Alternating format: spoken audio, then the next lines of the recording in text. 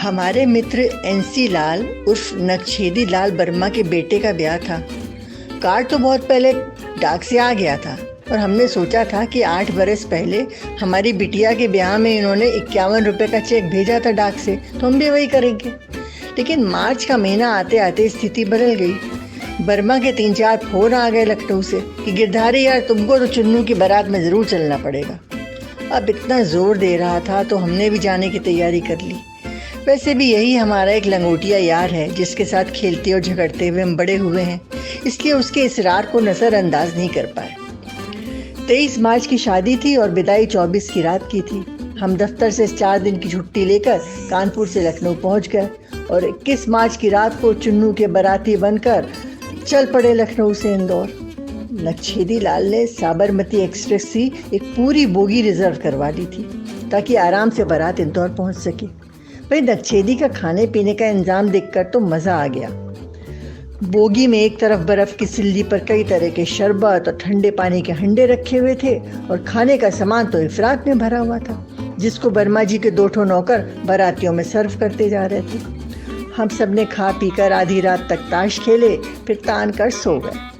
Train जब अगली सुबह उज्जैन पहुंची तो कुछ लड़के हमारी बोगी में चढ़ने लगे, जिस पर हम सब ने चिल्ला कर बताया कि भाई ये हमारी रिजर्व स्पेशल बोगी है।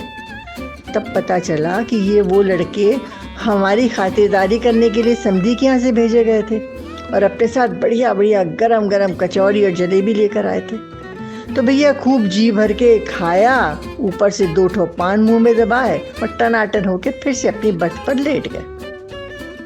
घंटे भर बाद इंदौर पहुंचे तो स्टेशन पर बारात का स्वागत करने के लिए लड़की वाले फूल मालाएं लेकर तैयार खड़े थे। उन्होंने हम सबको एक होटल में पहुंचाया, जहां नहा धोकर तरोताज़ा होने के बाद पूरी बारात को ले जाकर इंदौर शहर घुमाया गया। 56 दुकान की मिठाइयाँ और शिकंजी चखाई गई और उसके बाद हम सबको शाम को वहाँ के सर्राफे में ले गए। हमने समझा कि सर्राफे में बारातियों को सोने के जेवर वेवर दिलवाने लाए होंगे। हमने नक्छू से कहा, भैया तुमने समधी तो बड़े दिलदार ढूंढे हैं, अगर इनकी कोई और लड़की हो तो हमारे चिंटू का रिश्ता भी इसी घर में करवा दो यार। हमारा दोस्त बोला, नहीं भैया, हमारी होने वाली बहू अपने माँ बाप की इकलौती बिटिया है। हमने सोचा कि चलो, वर्मा ने तो बड़ा लंबा हाथ मारा है, तो हमारे बेटे की किस्मत हम देखेंगे बाद में। मगर थोड़ी देर में ही हमारी गलतफहमी दूर हो गई जब मालूम पड़ा कि सुनारों की दुकानों के सामने सर्राफे में शाम को खाने पीने की दुकानें लग जाती हैं। यानी कि जेवर दिलवाने नहीं बल्कि खिलाने पिलाने के लिए सर्राफे में लाया गया था हमको। खैर, शादी में भी खूब अच्छा लेन देन रहा और सभी बारातियों को 5 कपड़े और 1 चांदी का ग्लास उपहार में दिया गया। इतना सब मिलने के बाद सिर्फ 51 रुपये शगुन के देने का हमारा मन नहीं हुआ, तो हमने दिल कड़ा करके नवदंपत्ति को 501 रुपये नगद दे दिए। अब 24 तारीख की सुबह बहुत से बाराती तो महाकाल दर्शन करने उज्जैन चले गए और कुछ लोग इधर उधर घूमने निकल गए।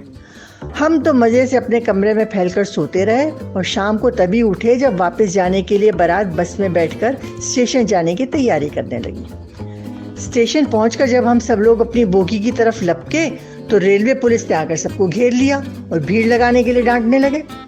नक्छेदी ने उनको बड़ी शान से बताया कि हम सब लोग बारात वाले हैं और अब वापस अपने शहर अपनी स्पेशल बोगी से जाने के लिए यहाँ आए हैं।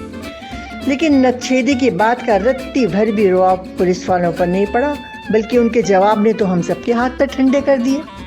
हम लोगों को बताया गया कि कोरोना नाम के कीटाणु से जो बीमारी फैली है वो बहुत ज़्यादा आतंक फैला चुकी है और उससे बचने के लिए लोगों का आना जाना और घरों से बाहर निकलना बंद किया जा रहा है। प्रधानमंत्री जी ने अभी कहा है कि रात 12 बजे से 14 दिनों के लिए पूरे देश में लॉकडाउन रहेगा, यानी जो जहाँ है वहीं रहेगा। इसलिए तुम लोग जहाँ से आए हो वहीं वापस चले जाओ, क्योंकि कोई भी गाड़ी अब कहीं नहीं जाएगी। नक्छेदी भैया ने तुरंत अपने समधी को फ़ोन मिलाकर स्थिति से अवगत कराया, तो उन्होंने तो 2 टूक जवाब पकड़ाया कि हमने तो बेटी को विदा करने के बाद ही होटल के कमरे खाली कर दिए थे। अगर आपको अब होटल में रुकना है तो अपनी बुकिंग करवा लीजिए। समधी के जवाब से परेशान वर्मा जी को हमने सलाह दी कि होटल में खर्चा करने से तो अच्छा है अपनी बोगी जो यार्ड में खड़ी है उसी में चलकर रहते हैं।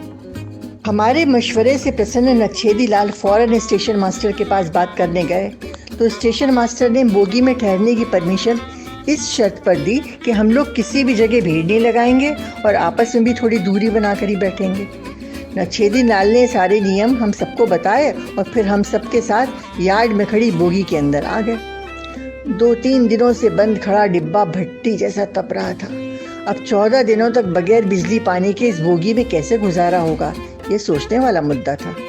इसलिए हम लोगों ने फिर से जाकर स्टेशन मास्टर के आगे हाथ पैर जोड़े तो उस भले आदमी ने बेचारे ने हमारी बोगी को यार्ड से मंगवाकर प्लेटफॉर्म पर लगवाकर बिजली पानी चालू करवा दिया, मगर यह निर्देश भी दिया कि बोगी का टॉयलेट बड़े काम के लिए थोड़ा कम इस्तेमाल किया जाए।